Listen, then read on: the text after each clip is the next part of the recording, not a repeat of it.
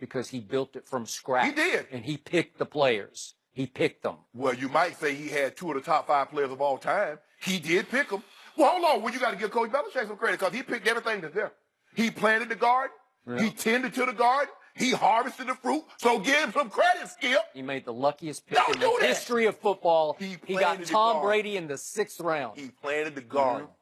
Yeah. He cultivated. One seed just blew in. Yeah, he knew it. Nowhere. Hey. Blew in, and it lit right in his garden, and it rose up into the biggest plant ever, Tom Brady. Jack did make the Jack and the Beanstalk. Yeah. He did trade something to get those jelly beans or those beans or whatever they were that he planted. Yeah. So he give him credit.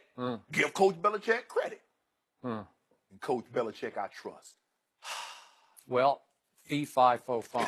I smell the blood of a Belichick. That's what I smell. Yeah, it's not looking good, Skip. Nope. There's been endless amounts of noise this offseason surrounding New England. Talking about Tom Brady, by the way, he turns 41 in August, but I think he'd play till 50, really, if you let him. So what about T.O.? We know he's been wanting to get back in the league. Well, Terrell Owens is supposed to be inducted into the Hall of Fame in August, but he said recently that he will not be attending the ceremony and will celebrate somewhere else. But TMZ posted video of T.O. at a Boys and Girls Club last week, speaking highly of the Hall of Fame. Take a listen. Best thing that you can ever have, and that's the Hall of Fame. And I'm very fortunate to be a part of 300-something odd guys of probably 25,000 guys that have played in the National Football League. So I'm just telling you, if I can make it, you girls and guys, y'all can make it. Love that. But Shannon, are you seeing a change in T.O.? Before T.O. said that he was not going to be in attendance at the Hall of Fame, he sat in his chair the day before, 2 days before, and said how excited he was. And he was very looking forward to that moment. He did. Is he going to change? T.O.'s going to be T.O. I hope he comes to the realization, Skip, I'm one of the few people that understand what T.O.'s going through because I felt on the merits of what I was able to accomplish. I should have been a first ballot. I also went in on the 3rd ballot. You did. I also was upset, but I was happier that I was going to get a chance to stand in front of millions of people that were going to be watching and the people that was in the audience. And I was going to be able to tell them how I got here today to be able to give this speech. And your background is relatively similar. Very, very similar to T.O.'s. Yeah. I hope T.O. comes to the realization that to be able to tell his story about his grandmother and his upbringing and all the people that got him from Alexander City, Alabama, to that stage today, I hope that means more to him and to share that moment with millions of people than being vindictive or being petty and getting back at the people that he feel wronged him. That's correct. I just really hope that, again, like I said, I'm going to reach out to T.O. T.O., stay by your phone. I know you're watching. I'm going to talk to him today, Skip. And I'm just going to, I've become really close to T.O. I think he views me somewhat as a brother. He knows I'm going to tell him the truth now. He knows that. I'm not everybody's big brother, Skip. I'm not everybody's friend because I will tell you what you need to know, not what you want to hear. Some guys respect that. Some guys want that. Some guys want you to tell them, bro, you right. Yeah, you should do that. You should have said that. You right. That's not me. I hope T.O. does come to the realization, Skip, and not the day after the ceremony is over, that this is a once in a lifetime. You're never going to get this big of an audience again to tell what your grandmother and what the people that got you here today, what they mean to you. That is a fact that he should take to his psychological bank forever and ever, and I'm not sure he will. To me, this is my view, Terrell Owens wants his cake and eat it too. He wants to make his appearances as he did yesterday, touch people's hearts, tell them how much it means to him to be one of the select, very, very few who are in the Hall of Fame. Correct. Tell them what it means to him. Tell them what it could mean to them as the Boys and Girls Club. And yet he wants to keep his martyr card, or he wants to continue to play the victim of the Hall of Fame voters. He wants to keep the chip on his shoulder that he's had from day one in pro football. And the difference between Terrell Owens and Shannon Sharpe, even though there are many, many like scary similarities, then we get to the bottom line, And Shannon Sharpe was one of the greatest leaders in the history of pro football. Shannon Sharpe was one of the great teammates in the history of pro football, and Terrell was not. Terrell, in the end, was a solo act, and he wants to continue to be a solo act apart from the Hall of Fame. So he's going to refuse to give in, I think. I hope he changes his mind, and maybe you can help change it. But it appears to this moment he will not give in and give his induction speech up in Canton in front of the people who kept him out for 3 years. Well, obviously, our Chris Carter, great player, he's kept out for 6 years, right? And we can go on and on. You three, and there are many people who got wronged, right, for a number of years. I've always said you're either in or you're out. You should be first ballot or not ballot, you know, like. So now I look at, let's look at the Academy Awards. There have been great actors and directors who've just completely shunned the Academy Awards. I can go back to Marlon Brando and George C. Scott and Woody Allen. They won multiple Academy Awards, and they just said no to it. But you wouldn't hear them make an appearance and say, it's such an honor to have won these Academy Awards. They're just done with it. They don't want it. They don't want to be associated with it. But here's Terrell. He's going to continue to make appearances talking about how much it means to him to be a Hall of Famer, because I know him well enough. You can see it in his eyes and his heart, right? Skip, it's the ultimate. It does mean, You know why, Skip? Because it's the ultimate validation. Okay. You get into the movie business, you act. The ultimate validation is not only getting nominated, but you win that Academy Award because you're saying your peers, oh, wow, I'm one of the greats. Very few women have ever won a Best Oscar or Oscar and very few supporting role. Okay, but if you don't believe in the voting process, then distance yourself completely. You should. They act like, these guys acted like they were ashamed of it. Like I don't want to associate with it at all. And sometimes it has something to do with, well, I think I really should have won for this award. Correct.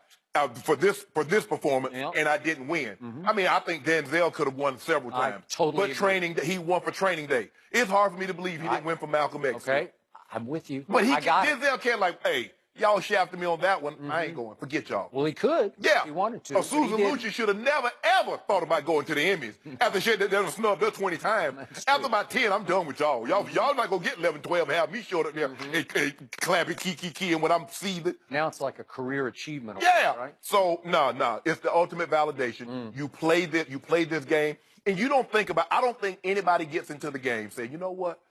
Hall of Fame is my ultimate goal. You want to get in, be able to take care of your family, win. For me, I would say everybody, some people don't really care about winning. They say they do. They want to make as much money as they can, or they want the perks that comes along with being a professional athlete. For me, I wanted to be able to take care of my grandmother, win, and then I was good. Whatever happened after that, Skip, I was going to take it. So if an Pro Bowl came along with me taking care of my grandmother, winning, I'm good with it. And then the Hall of Fame, Skip, think about it. I think I was, 260? I think I was 267, 268 at the time of me going in. What do you mean? 267th guy. 268. Yeah, I think. To get in. Okay, I got it. Of all the men, they've been playing football. It's coming up on the 100-year anniversary. It's an incredible honor. I've told you before. To me, it's the greatest honor in sports. There's something about being in the Pro Football Hall of Fame that even transcends baseball, basketball, hockey. And to see, I mean, you skip and you see, I mean, to see the guys, growing up and to see Mean Joe Green and the Buckers and before their past, Ray Nitsky and Deacon Jones, and to see him like, man, I'm with you guys. I'm with you guys. I just want T.O. to realize the magnitude of the moment, how special he is, how fortunate he is, and to say, you know what, guys, I'm gonna swap. You know what? Yeah, I'm upset. Yeah, y'all wrong me. You know you wrong me. But sometimes, Skip, for me, knowing that you were wrong is good enough for me. I'm gonna go ahead and give my speech.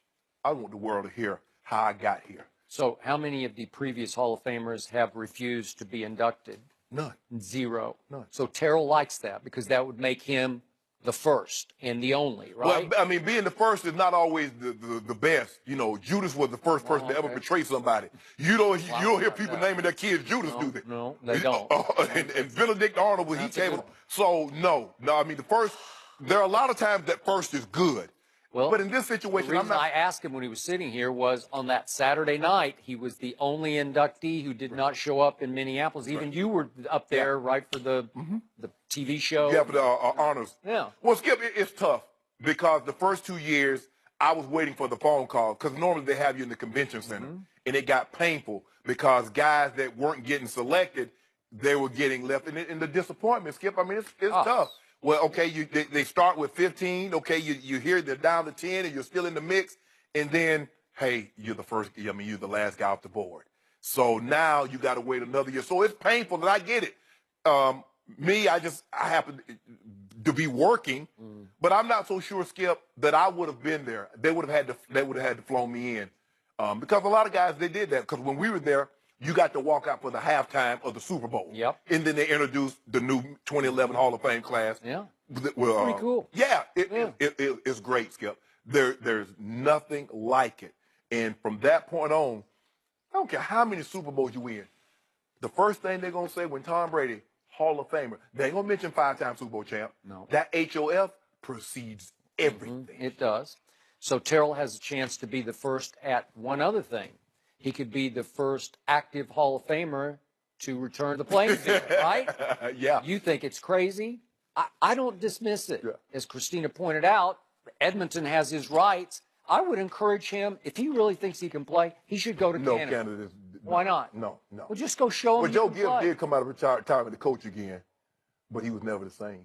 Well, I don't know. Terrell, Skip, it's 8 years. he is freakishly fit. Skip, he's 8 years removed.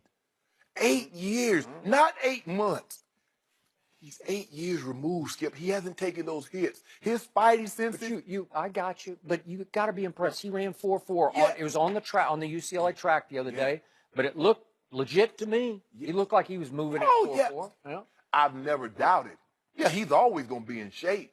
But Skip, it takes more than shape and more than speed to play that game. Skip, that's a grown man game. I've seen guys that say they're tough go across the middle one time and take that. Back when they could really hit you, they don't really hit now, Skip. No. T.O. don't want those kind of problems. But to his credit, he would go over the Oh, middle. T.O. go across the middle. That's why I had him rated my second greatest receiver of all time. Yeah. Because his ability to run the route tree, go across the middle, big play, run after the catch. He had no weakness. Yeah, he dropped a few balls, but a lot of guys dropped a few. Everybody wasn't going to be Steve Largent. But, man, like I said, I'm going to call him today. T.O., by your phone. I know you're watching. I'm going to call. I'll call him. He's lifting while he's watching, right? Nah, he probably just up. He probably done jogged down to Starbucks or something and got some Frappuccino or something. Got a latte or something. Yeah, he done got to work out. He done something. He done ran 2 miles or something. Now, I would love to see you talk him into going up there.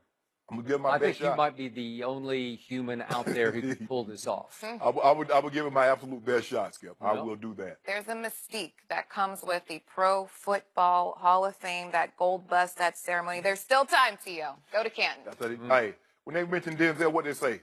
Oscar winner. They do. They don't say training day. Oscar. Yeah, they say Oscar winner. Right? Yeah. Go on and get them more. Go on up there, T.O. All right, we'll leave it there now. Is Hugh Jackson on the hot seat in Cleveland? We'll discuss that one next.